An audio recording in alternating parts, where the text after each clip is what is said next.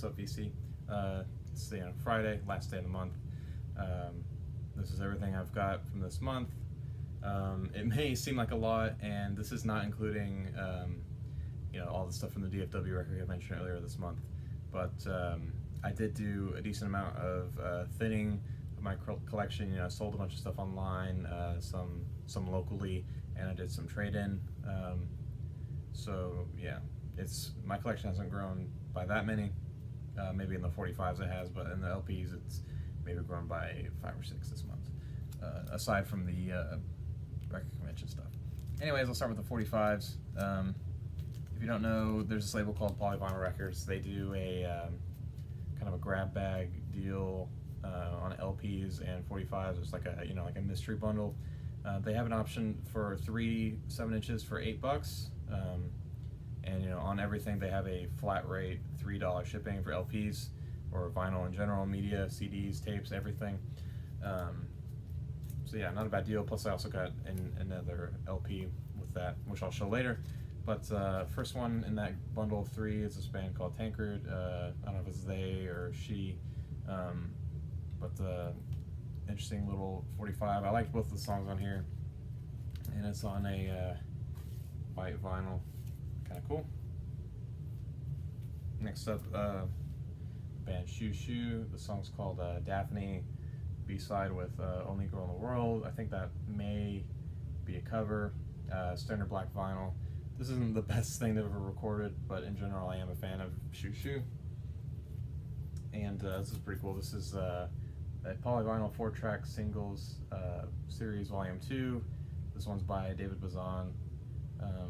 If you don't know about the 4-track singles series, they basically pass around this 4-track tape recorder to artists on tour or just artists that hang out together.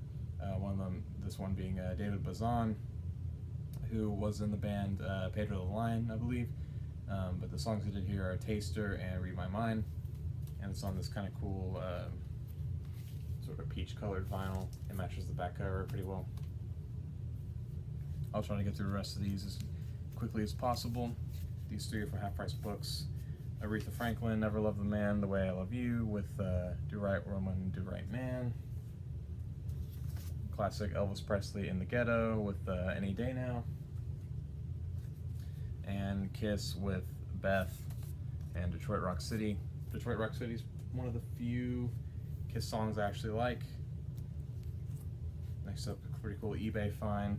This is an MC5 Kick Out the Jams with Motor City is Burnin'. Original electric paper sleeve. This is the censored version of the song, in case you're wondering. Next up, these are all from Half Price Books. 45 cents a piece, and you may recognize these Peaches, Polyline 45 sleeves from last time. They still have a bunch of those left. I think they may have put out a few new ones, but this one was from the UK. This is Dusty Springfield, Stay a While with Something Special.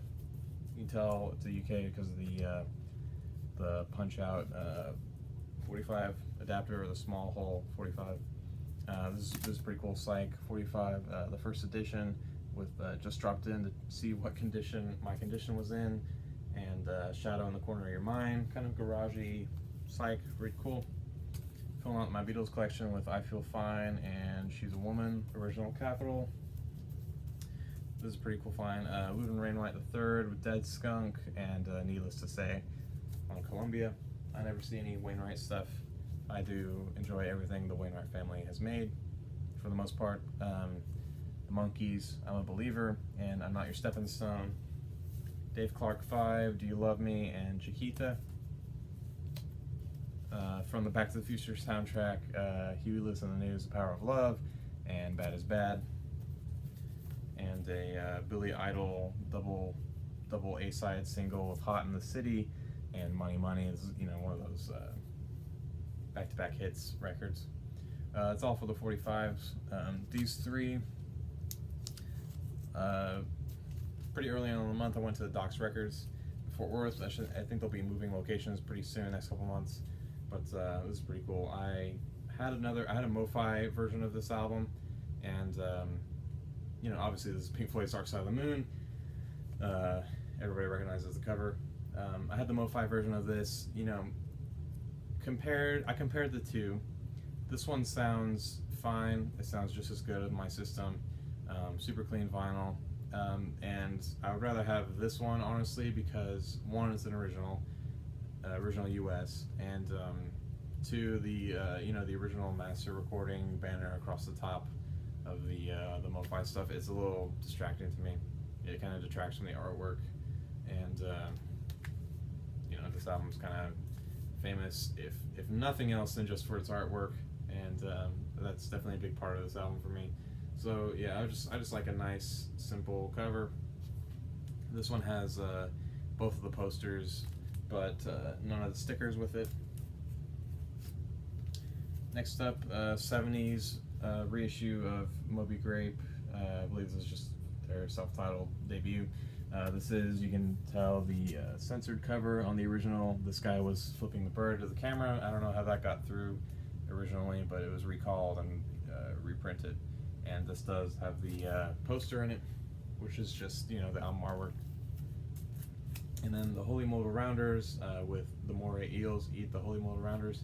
This is a weird album, definitely out there. This is like folk psych / like some freak folk or something, whatever you call it. It's pretty bizarre. This doesn't really have any coherence to it. Lyrically, it's kind of out there. This is a pretty interesting listen nonetheless. A little challenging for the psych fans, and that is part of the Elektra 4000 series. Next up, Stevie Ray Vaughan and Double Trouble, Live Alive. This is a double live album. Pretty straightforward Stevie Ray Vaughan stuff. I don't really have any other SRV albums because I don't know why they kind of demand a higher price. I don't know if they sold that well or not.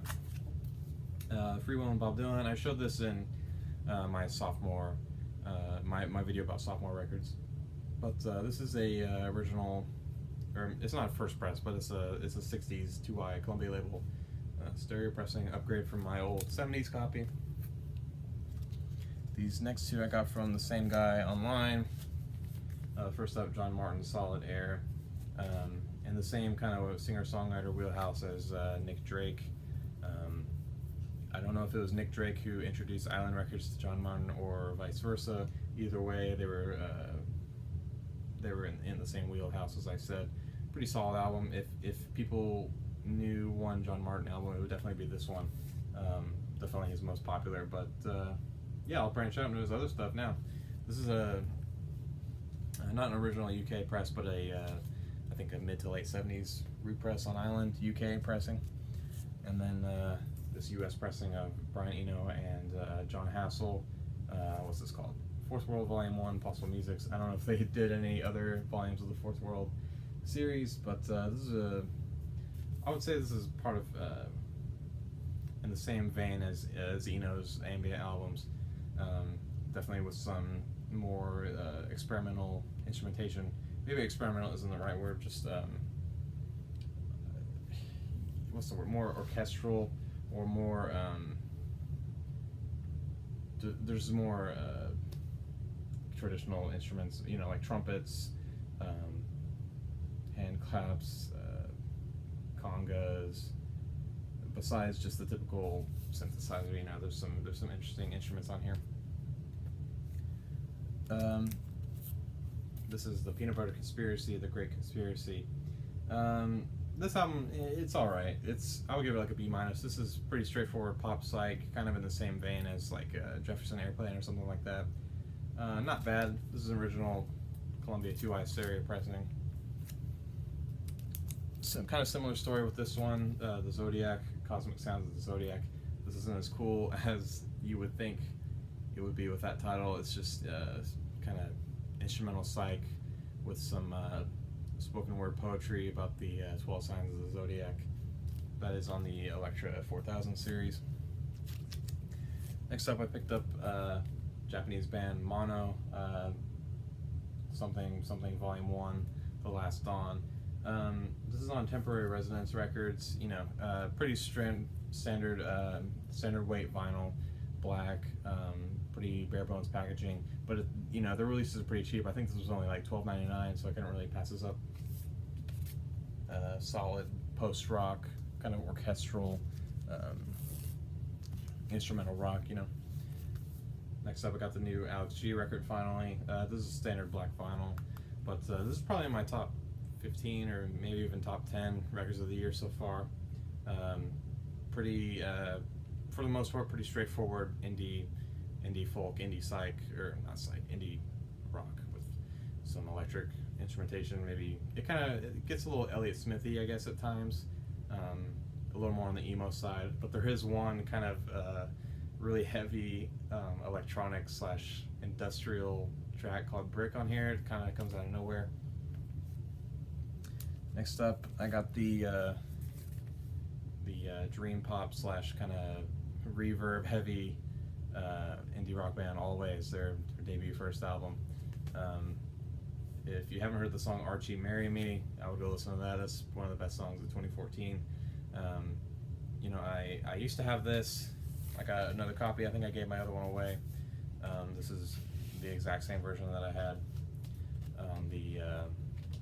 It's on this kind of cool blue marble vinyl.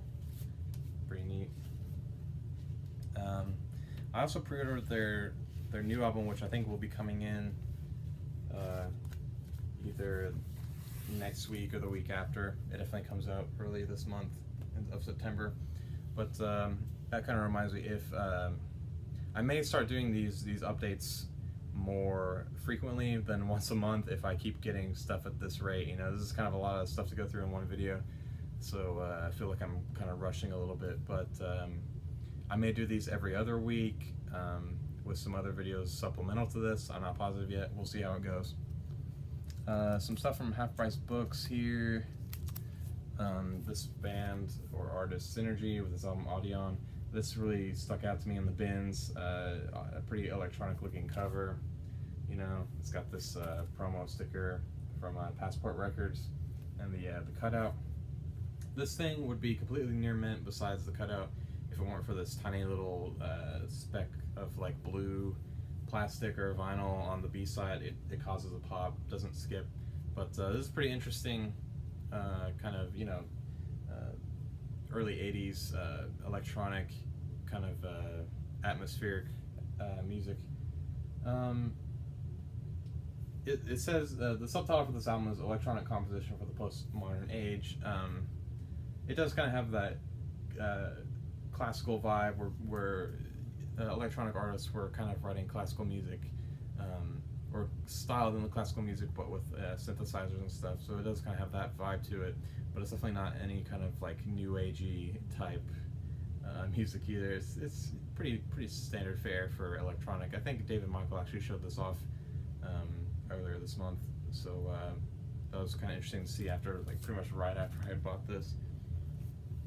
Pretty solid album. Next up, Otis Redding and Carla Thomas with King and Queen. This is the first Otis Redding album I found on the Wild. I don't know if there's any real hits on here. Maybe Tramp. They do a version of It Takes Two. This is on Stax Records, you know, the blue Stax label. I was actually surprised how much this goes for online. I mean, in this condition, I don't think I could get that much. The cover's a little, as Vinyl in the Van would say, the cover's a little roached, but the record's fine, you know, solid VG, maybe even a VG Plus.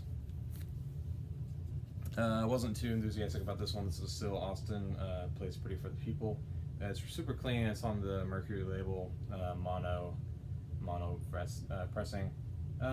This is straightforward, you know, kind of loungy jazz. It's got the you know, the string backing on this. Not the best. A little bit of choir on here, I think. I may not be hanging on to this. Who knows? I got it for like $2 or something. Next up, I did some trade-in at the Vintage Freak. I'll show off what I got there. Tim Buckley, I think this is his second, maybe third album, Goodbye and Hello. This isn't the first press. This is still an early press, though. It's on the Electro 4000 series. Not the cleanest copy. Again, the cover's kind of roached. Vinyl, solid VG. I don't really pick up anything lower than VG unless it's like a super rare album. Next up, solid copy mono 2i label, the Byrds debut, Mr. Tambourine Man. Just found out the Byrds collection, doing it on the cheap. Don't really pay more than a couple bucks a piece for those. This is Sly and the Family Stone. There's a riot going on, I think that's what it's called. Yep. Pretty cool, funky, soulful music on here. This has a pretty solid track listing if I remember right. If I could find it, I would let you know what that is. Comes with the insert. Here we go. Lyrics, little short write-up on the front. It's got love and hate, play on the Ashbury hate, title there. Just like a baby, poet, family affair, cool song. Brave and strong, also a cool song. Time, space cowboy. Thank you for taking me to Africa. Kind of a reworked version of Thank You for letting me be myself, which is one of their hits. Really awesome album. I need to pick up more of Sly and the Family Stone's full albums. I have their greatest hits, so that was a good place to start, but full LPs, definitely need to pick up more of these. And a big one off the want list for me, Brian Eno's Ambient 1. They had this for 30 bucks, and with my trade-in, this ended up being not free because I gave stuff to them, but I traded for this. This is super cool. Near mint cover, vinyl, kind of VG plus, a little crackly. This is one of those albums where the condition really does matter because it is such a quiet album. There will be sometimes even like 3 or 4 seconds of complete silence before another note is played or another sound effect goes.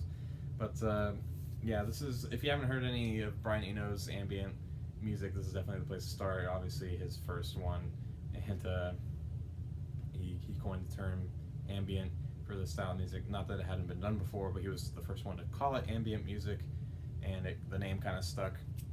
Which ambient music, if you don't know, it doesn't necessarily refer to the kind of relaxing, mellow, somber, quiet, peaceful electronic music. It can really be any kind of instrumental, mostly electronic music that sets any kind of vibe or ambience, no matter what emotion it brings. It just sets a mood, no matter what kind of mood that is. Next up, brand new Daisy. This is the version on green vinyl. I guess I'll show that real quick. I had the standard black vinyl, but I found this for a good price. Yeah, not really that much to say about this. The brand new album, which I think is awesome. I have pre-ordered the standard black vinyl. We'll see about if any of my local stores get the indie version. I'll probably pick that one up as well, and who knows what I'll do with the standard version. But either way, I definitely have a copy of the new one and this one. The story with this one, this was on sale. Half Price Books was doing some kind of coupon or something, or some vinyl deal where they're trying to get rid of more of their vinyl. And did I say Half Price Books? I think I meant Hot Topic. But yeah, Hot Topic online. This was like 30% off. I've been wanting this for a while. The green version. Any of Brand New's records on colored vinyl, they usually sell out pretty quickly. That one's kind of the least favorite of all the Brand New's albums, but I'm still a fan of it, so I picked up on green vinyl. These last two I actually got yesterday, both in the mail. This is a new order. What's called Low Life. You can see it has the Obi strip. Oh, I'm forgetting another New Order record I got this month. I guess I didn't put it in Discogs because I already had a copy of this, but now this one's my own. I got this towards the beginning of the month. This is Brotherhood. You can see it's promo stamped, original US pressing, pretty straightforward. It's got the hype sticker attached to it. Great album. This is their fourth one, kind of their last truly great. Their first 4 albums, that run of the first 4 were so good, and that includes this one. This is their third. Again with the promo stamp. I didn't get these at the same price. They just happen to both be promo copies. This one's like I said, has the Obi, has the promo stamp, kind of a track list sticker taped to the front there. Filling out the New Order collection. I mean, I have copies of these on my shelves, but they're both my dad's. All of my New Order / Joy Division stuff is all my dad's from his old collection, and he just recently started getting back into collecting records. I know he watches these videos, so Dad, I gotta give you your New Order stuff back and your Joy Division stuff back as soon as I get my own copies, which you know, I've kind of accepted the fact that if I want copies of any of this stuff, I kind of have to pony up for it online, because you never see them in stores, and it's just going to be a slow process of filling it all out. I'm not crazy about New Order's first one, so that's a little lower priority for me, but I do need a nice copy of Power, Corruption, and Lies, and I need a copy of Closer by Joy Division, and probably their EP from '81. I think that's a pretty solid release. It's just a bunch of singles. Yeah, New Order stuff, filling out the collection there. And then another cool eBay find. I won this in an auction for 99 cents. This is the Beach Boys Smiley Smile, 80s repressing. You know, it's got the barcode. It's on the green, bright green capital label. They started using it in 1980.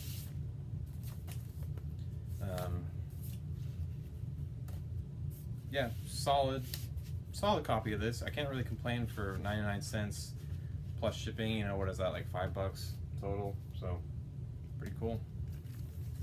This is a mono recording. I don't think the stereo mix of any of the Beach Boys classic albums are really any good at all. So you know, go mono with the Beach Boys when you can. Brian Wilson was deaf in one ear, so he mixed everything in mono anyways.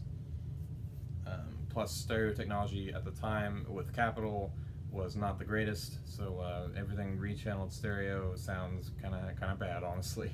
But yeah, that's it for Vinyl Finds this month. I think some people were kind of concerned about Hurricane Harvey. Yes, that it's the devastation in Houston is pretty bad, but that's, you know, hundreds of miles to the south of me. It's on the coast. You know, probably like a good 6 or 7 hour drive. Not hundreds of miles, but you know, it's several hours away. Pretty far distance actually.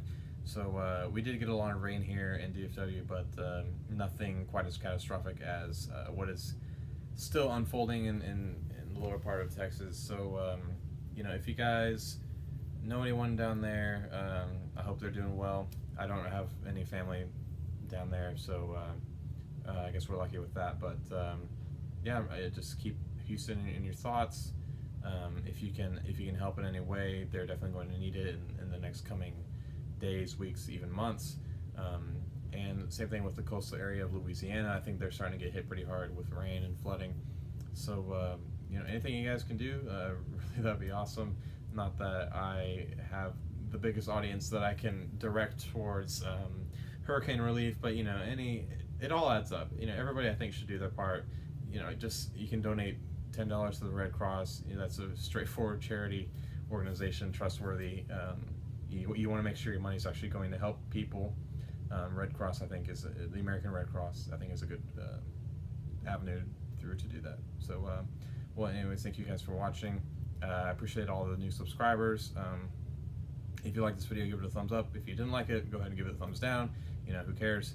It doesn't matter. I just want people to watch these and start the conversation. You know, if you saw any of this stuff that you want to talk about, I'm totally open to talking about it in the comments. Just let me know. You know. So I hope you guys have a nice week. Next time I see you, I'm not sure what the next video is going to be, but it'll be a good one. So see you then. Take care.